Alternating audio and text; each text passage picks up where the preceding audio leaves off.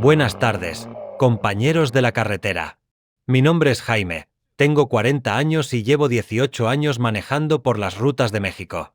Mi camión se llama El Destino Sagrado, es un Kenworth T680 del 2018 que compré usado hace 3 años, y ha sido mi compañero fiel en miles de kilómetros. Hoy quiero contarles algo que me pasó hace 2 meses en la carretera Federal 15, entre Mazatlán y Culiacán, algo que cambió mi manera de ver la vida y me enseñó que a veces Dios pone personas en nuestro camino no para que las ayudemos con lo que ellas creen necesitar, sino con lo que realmente necesitan. Antes de empezar, quiero preguntarles algo muy personal. ¿Alguna vez han sentido que estaban ayudando a alguien de una manera, pero después se dieron cuenta de que esa persona necesitaba algo completamente diferente? Déjenme sus respuestas en los comentarios, porque esta historia trata exactamente de eso. Y si les gusta este tipo de relatos de la carretera, no olviden darle me gusta y suscribirse al canal para más historias como esta. Lo que les voy a contar pasó una tarde de octubre, cuando manejaba con una carga de productos del mar desde Mazatlán hacia Guadalajara. Era un día normal, de esos que uno piensa que van a pasar sin pena ni gloria, pero la carretera tiene sus maneras de sorprendernos cuando menos lo esperamos. Era una tarde calurosa de octubre, el termómetro marcaba 35 grados y yo llevaba manejando mi Kenworth desde las 5 de la mañana. El aire acondicionado trabajaba a todo lo que daba, pero aún así el calor se metía por todos lados. Llevaba una carga de mariscos congelados que tenía que entregar en Guadalajara antes de las 6 de la tarde, y el tiempo se me estaba acabando. Manejaba por la Federal 15, a la altura de Villa Unión, Sinaloa, cuando vi a una mujer parada en el acotamiento haciendo señas desesperadas para que alguien se detuviera. Era una señora como de 60 años, vestida con una blusa blanca y falda azul marino, cargando una maleta vieja de esas de cartón que ya casi no se ven. Se veía cansada, sudorosa, y tenía esa expresión de desesperación que uno reconoce cuando ha pasado horas bajo el sol esperando ayuda. Normalmente no paro a dar aventones, especialmente cuando llevo carga de valor como mariscos, porque uno nunca sabe con quién se va a topar. Pero algo en esa señora me hizo sentir diferente.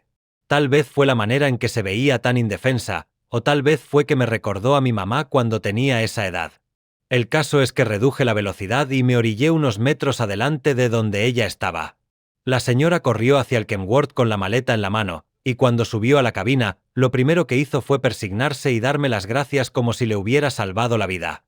Tenía el rostro colorado por el sol, las manos temblorosas, y cuando se acomodó en el asiento del copiloto, se quedó callada por un momento, como tratando de recuperar el aliento. Me dijo que se llamaba Doña Esperanza, que venía de Mazatlán y necesitaba llegar a Culiacán urgentemente. Su voz sonaba quebrada, como si hubiera estado llorando, y cuando le pregunté si todo estaba bien, me miró con unos ojos tan tristes que me partieron el corazón. Me dijo que su hijo estaba internado en el Hospital General de Culiacán, que había tenido un accidente muy grave, y que ella no tenía dinero para pagar un taxi o un autobús.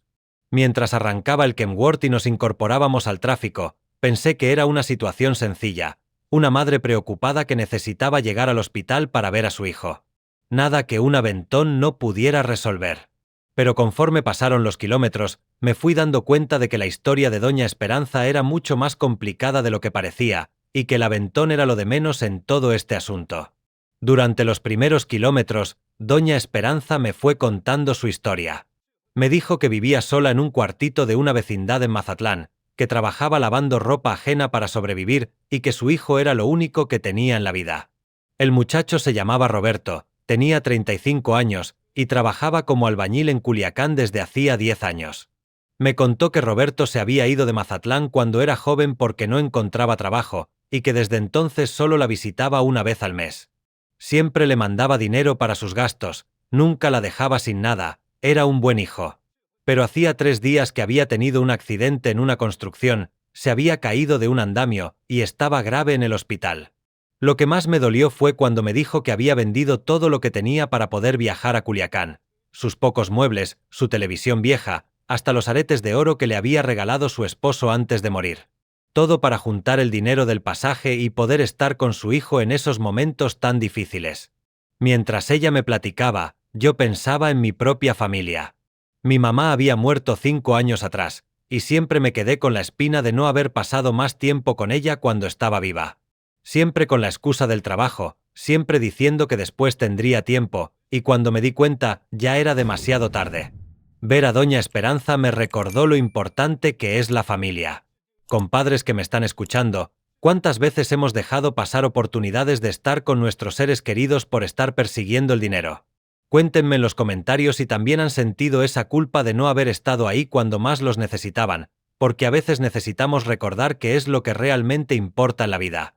Cuando llegamos a los alrededores de Culiacán, doña Esperanza me pidió que la dejara en la entrada del hospital. Pero cuando le pregunté si tenía dinero para regresar a Mazatlán o donde se iba a quedar esos días, se quedó callada y bajó la mirada. Ahí fue cuando me di cuenta de que había vendido literalmente todo lo que tenía, que no tenía ni un peso para nada más. Me dijo que no se había preocupado por eso, que lo único que importaba era estar con Roberto, que ya después vería cómo resolver lo demás. Esa respuesta me partió el corazón, porque me di cuenta de que estaba viendo a una madre que había sacrificado todo por amor a su hijo, sin pensar en las consecuencias. Cuando paré el Kenworth frente al Hospital General de Culiacán, doña Esperanza se bajó con su maleta y me agradeció el aventón con lágrimas en los ojos. Pero algo dentro de mí me decía que no podía dejarla ahí, que su problema era mucho más grande que solo necesitar transporte. Mientras veía a doña Esperanza caminar hacia la entrada del hospital con su maleta vieja, algo dentro de mí no me dejaba arrancar el Kenworth y seguir mi camino. Tenía que entregar mi carga en Guadalajara, ya se me estaba haciendo tarde, pero no podía quitarme de la cabeza la imagen de esa señora sola en una ciudad que no conocía, sin dinero, sin dónde quedarse. Apagué el motor y la seguí al hospital. La encontré en la recepción, hablando con una enfermera que le explicaba que las visitas solo eran permitidas en horarios específicos, y que Roberto estaba en terapia intensiva, donde solo podía entrar una persona por 20 minutos cada 2 horas. Vi cómo la cara de doña Esperanza se descompuso cuando se dio cuenta de que no podía estar con su hijo todo el tiempo como había pensado. Me acerqué a ella y le dije que no se preocupara, que yo tenía que descargar mi mercancía en Guadalajara pero que regresaría en la madrugada para ver cómo estaba. Lo que no le dije era que ya había tomado una decisión, no iba a dejar sola a esa señora. Mi papá siempre me enseñó que cuando uno ve a alguien en necesidad, especialmente a una persona mayor, tiene la obligación moral de ayudar. Manejé hasta Guadalajara pensando en doña Esperanza durante todo el camino. Entregué la carga a tiempo, pero en lugar de quedarme a descansar como había planeado, cargué combustible y regresé inmediatamente a Culiacán.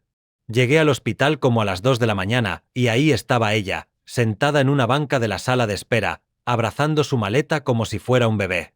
Se había quedado dormida en esa posición incómoda, y cuando la desperté suavemente, me miró con sorpresa y alivio. Me dijo que no pensaba que iba a regresar, que nadie nunca había hecho algo así por ella. Le pregunté por Roberto, y me contó que había podido verlo solo 2 veces, que estaba muy grave pero consciente, y que los doctores le habían dicho que su recuperación iba a ser larga y costosa. Esa madrugada entendí que doña Esperanza no solo necesitaba un aventón a Culiacán. Necesitaba a alguien que se preocupara por ella, alguien que le dijera que no estaba sola en el mundo, alguien que la acompañara en el momento más difícil de su vida. Necesitaba algo que el dinero no puede comprar, compañía humana en medio del dolor. Le dije que íbamos a buscar un lugar económico donde pudiera quedarse cerca del hospital y que no se preocupara por el dinero, que yo me haría cargo. Pero ella se negó rotundamente, me dijo que ya había hecho demasiado por ella, que no podía aceptar más ayuda. Fue entonces cuando me di cuenta de que el orgullo a veces impide que la gente reciba la ayuda que realmente necesita. En ese momento tomé una decisión que cambiaría no solo la vida de doña Esperanza, sino también la mía. Le dije a doña Esperanza que tenía una propuesta para ella, pero que necesitaba que me escuchara sin interrumpirme. Le expliqué que yo pasaba por Culiacán cada 15 días con diferentes cargas, y que durante el tiempo que Roberto estuviera en el hospital, ella podía quedarse en la cabina extendida de mi Kenworth cuando yo no estuviera en la ciudad.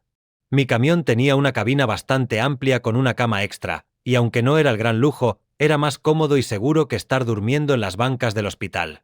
Cuando no estuviera yo, podía quedarse en un hotel económico que conocía cerca del hospital y yo me haría cargo de esos gastos. Pero la parte más importante de mi propuesta era otra, le ofrecí trabajo. Le dije que necesitaba a alguien de confianza que me ayudara con los trámites de las cargas, que estuviera pendiente de los papeles cuando yo estuviera manejando y que me acompañara en algunos viajes. Era trabajo real, con pago real, no caridad disfrazada.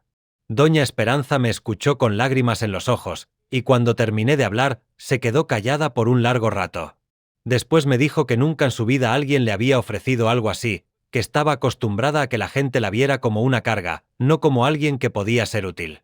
Aceptó mi propuesta, pero con la condición de que en cuanto Roberto se recuperara, ella regresaría a Mazatlán. Los primeros días fueron extraños para los dos. Yo no estaba acostumbrado a tener compañía constante en mis viajes, y ella no estaba acostumbrada a salir de Mazatlán. Pero poco a poco nos fuimos adaptando.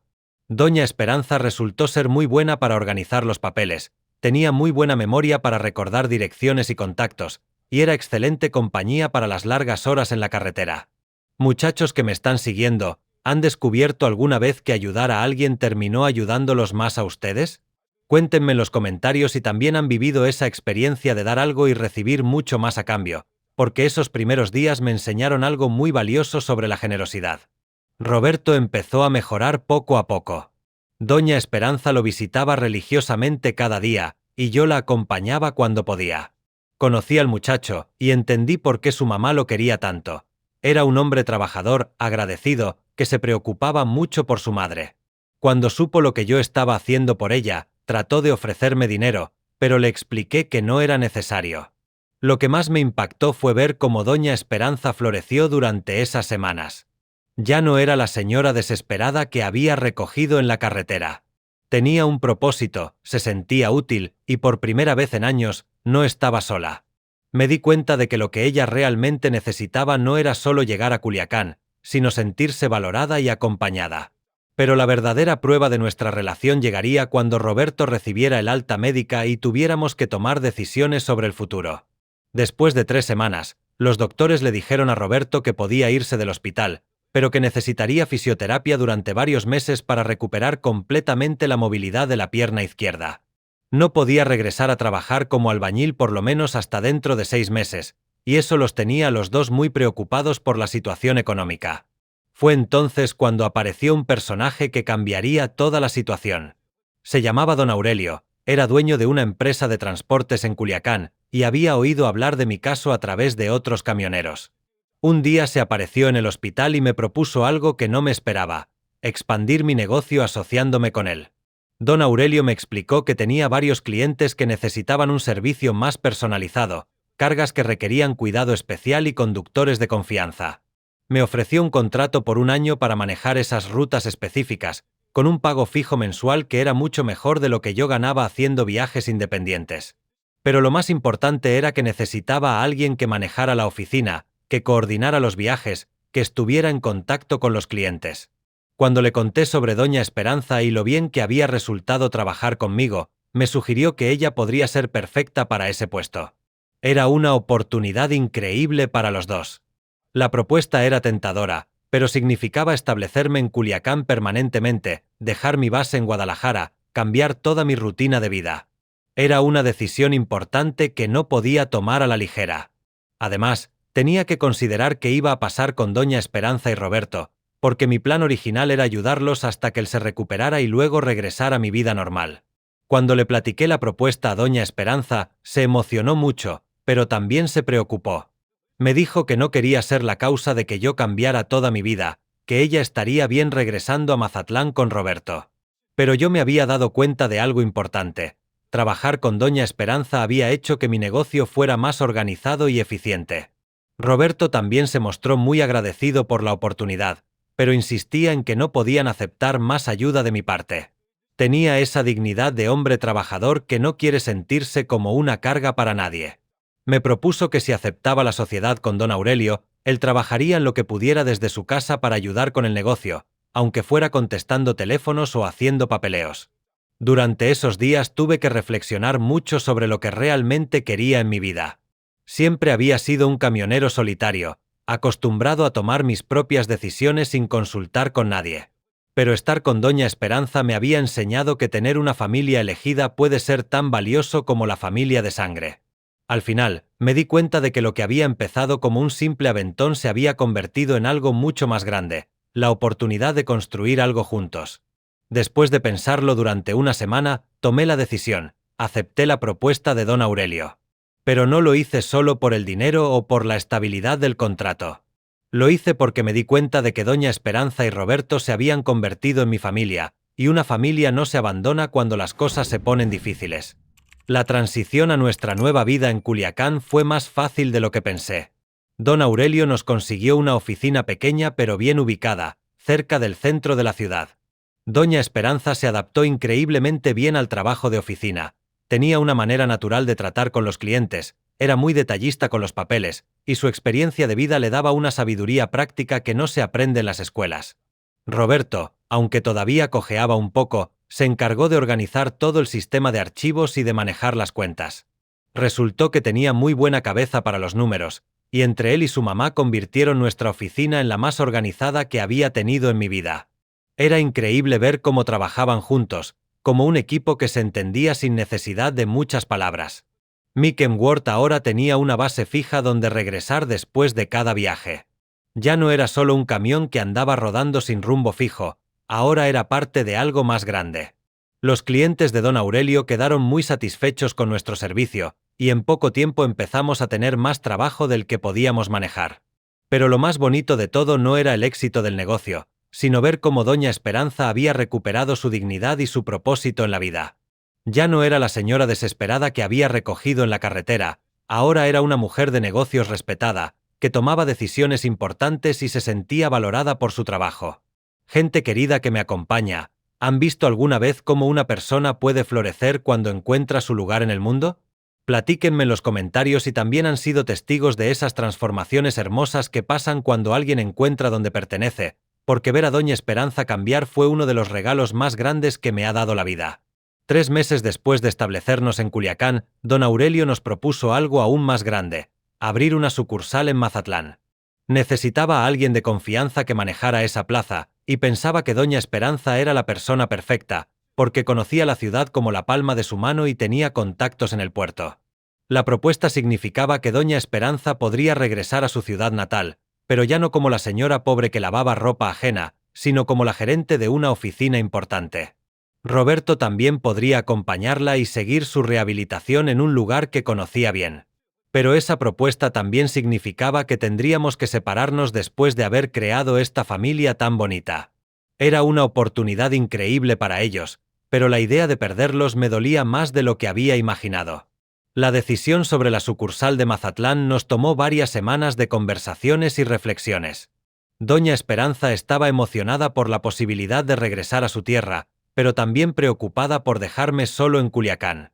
Roberto, por su parte, ya caminaba mucho mejor y estaba ansioso por contribuir más al negocio, pero no quería separarse del equipo que habíamos formado.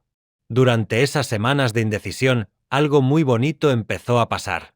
Los tres nos dimos cuenta de que ya no éramos solo socios de trabajo, éramos una familia de verdad. Doña Esperanza me trataba como al hijo que nunca tuvo cerca, Roberto me veía como al hermano mayor que siempre había necesitado, y yo había encontrado en ellos la familia que pensé que nunca iba a tener.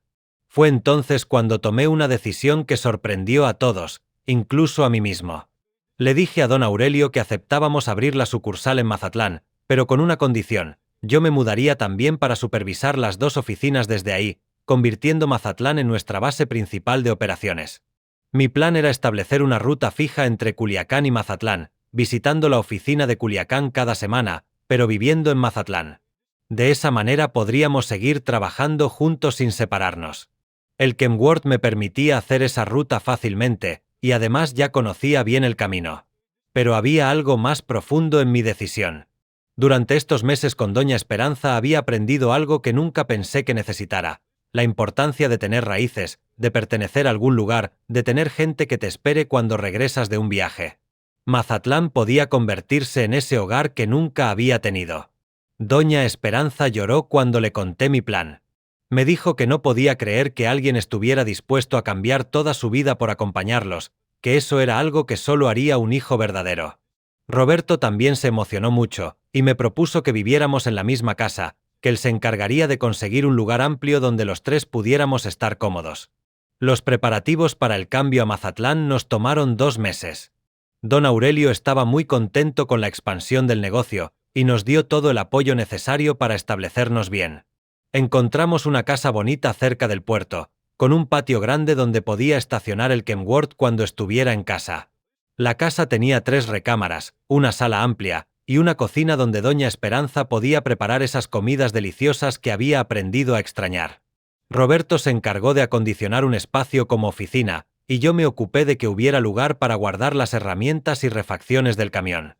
En esos días previos a la mudanza, hice una promesa personal, que iba a hacer todo lo posible para que esta nueva familia que habíamos formado fuera feliz y próspera.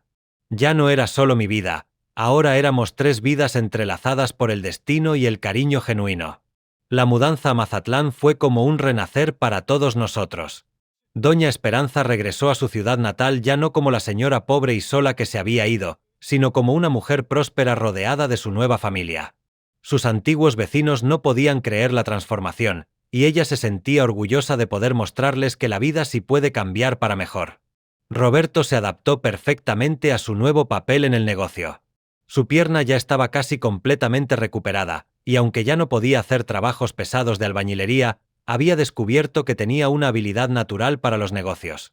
Se encargaba de buscar nuevos clientes en el puerto, de negociar precios y de mantener buenas relaciones con los empleados de las navieras. La oficina de Mazatlán creció mucho más rápido de lo que esperábamos. El puerto tenía mucho movimiento de mercancías, y nuestro servicio personalizado empezó a ser muy solicitado.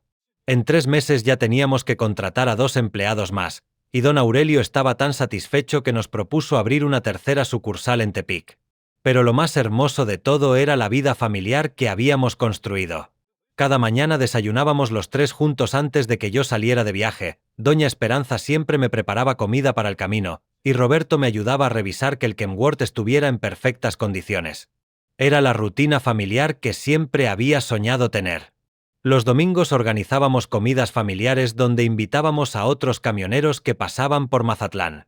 La casa se llenaba de risas, historias de la carretera, y esa hermandad que solo entiende quien vive esta vida. Doña Esperanza se convirtió en la madrina de todos esos muchachos que andaban lejos de sus familias. Amigos del volante, ¿han sentido alguna vez esa satisfacción de ver crecer algo que empezó siendo pequeño? Cuéntenme en los comentarios si también han vivido la alegría de construir algo bonito junto con personas que aman, porque esos primeros meses en Mazatlán me enseñaron que el éxito no se mide solo en dinero, sino en la felicidad compartida. Un día llegó una noticia que nos llenó de emoción. Roberto había conocido a una muchacha muy linda que trabajaba en una empresa naviera del puerto. Se llamaba Patricia, era una mujer trabajadora y buena, y se notaba que lo quería de verdad. Doña Esperanza estaba feliz porque veía a su hijo enamorado y próspero al mismo tiempo. Cuando Roberto me pidió mi bendición para casarse con Patricia, sentí una mezcla de alegría y nostalgia. Alegría porque veía que había encontrado su camino en la vida, y nostalgia porque sabía que nuestra dinámica familiar iba a cambiar. Pero ese es el ciclo natural de las familias. Los hijos crecen, se independizan y forman sus propias familias. La boda de Roberto y Patricia fue una celebración hermosa en la que participó toda la comunidad de camioneros de Mazatlán. Esa noche, viendo bailar a los novios, me di cuenta de que lo que había empezado como un simple aventón había florecido en algo mucho más grande y hermoso. Después de la boda de Roberto, nuestra dinámica familiar cambió como era natural. Los recién casados se mudaron a su propia casa, aunque siguieron trabajando con nosotros en el negocio. Doña Esperanza y yo nos quedamos en la casa grande, pero de repente se sentía muy vacía y silenciosa. Era extraño después de habernos acostumbrado a tanto movimiento y conversación.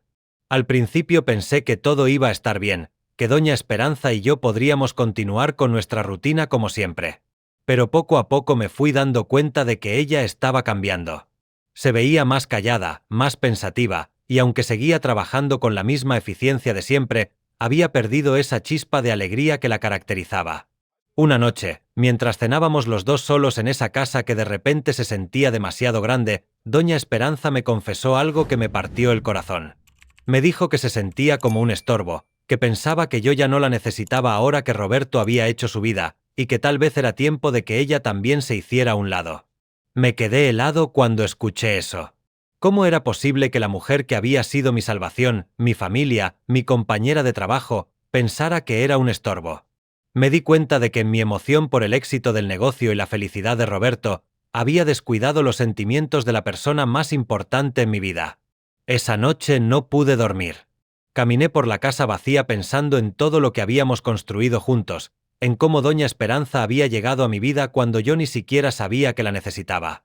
Pensé en todos los viajes que habíamos hecho juntos, en todas las veces que su sabiduría había evitado que tomara decisiones equivocadas, en cómo su presencia había convertido mi Kenworth en un verdadero hogar móvil. Al día siguiente traté de hablar con ella sobre sus sentimientos, pero se cerraba cada vez que intentaba tocar el tema.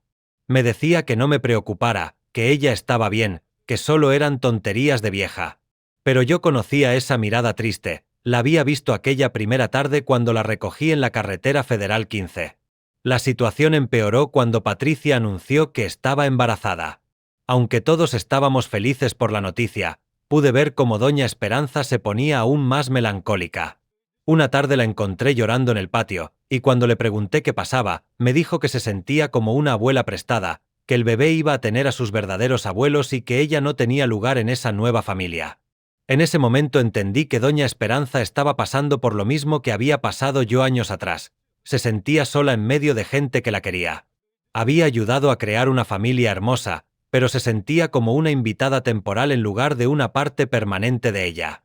Era tiempo de que yo le devolviera todo lo que ella había hecho por mí, pero esta vez el problema no se iba a resolver con trabajo o dinero. Durante semanas estuve pensando en cómo ayudar a doña Esperanza a sentirse valorada otra vez. Probé con darle más responsabilidades en el negocio, con llevarla a más viajes conmigo, con incluirla en todas las decisiones importantes. Pero nada parecía funcionar. Ella seguía sintiéndose como una pieza que ya no encajaba en el rompecabezas de nuestra vida. Fue entonces cuando tuve una conversación que lo cambió todo. Estaba platicando con Patricia sobre el embarazo, y ella me comentó algo que me abrió los ojos. Me dijo que doña Esperanza le había confesado que su mayor tristeza no era sentirse inútil en el trabajo, sino sentir que nunca iba a tener una familia de sangre propia, que siempre iba a ser la madrina pero nunca la abuela verdadera. Esa noche, después de mucho reflexionar, tomé la decisión más importante de mi vida. Era algo que había estado considerando desde hacía meses, pero que nunca me había atrevido a plantear por miedo al rechazo. Decidí que era tiempo de darle a doña Esperanza el lugar oficial que siempre había merecido en mi vida. Al día siguiente le pedí a Roberto que me acompañara a hacer un trámite muy especial. Fuimos al Registro Civil de Mazatlán, y ahí iniciamos el proceso para que yo adoptara legalmente a doña Esperanza como mi madre. Sí, ya sé que suena raro adoptar a alguien mayor que uno, pero en México es posible cuando hay lazos afectivos reales y beneficios mutuos. Roberto se emocionó tanto con la idea que empezó a llorar ahí mismo en la oficina del registro. Me dijo que era lo más bonito que había escuchado en su vida, que su mamá por fin iba a tener el reconocimiento legal de ser parte de una familia.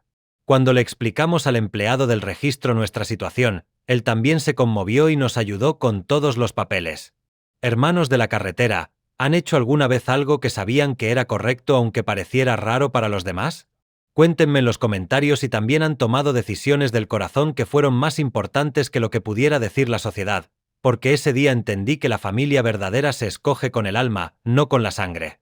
El proceso legal tomó 3 meses, pero finalmente llegó el día en que doña Esperanza se convirtió oficialmente en mi madre adoptiva.